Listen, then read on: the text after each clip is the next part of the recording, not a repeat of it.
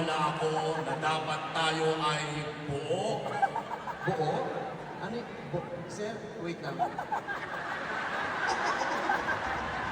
Okay. Buo, what do you mean united as one?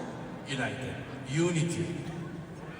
Na dapat tayo ngayong gabi ay magkaisa na dahil tayo ay dapat ay nagkakaisa. Sir, magandang gabi po. Magandang gabi. Gusto ko lang sabihin sa inyong lahat, huwag mong subukan. Masisira ang buhay mo. Potang ina mo. Sir, pero kailangan ipakita natin sa mga tao na sa puntong ito nagkakaisa tayo. Pwede ko ba natin makitang sumayaw kayo ng isa? Pwede naman, pwede. Sumasayaw ho ba kayo?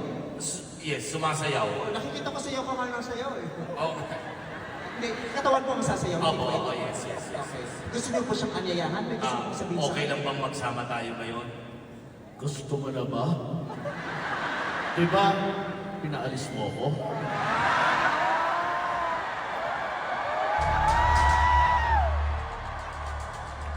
Baka may nagbibidyo.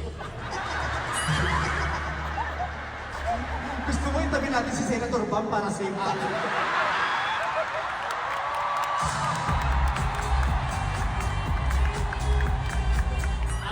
Paalala po, si Yasi po ako.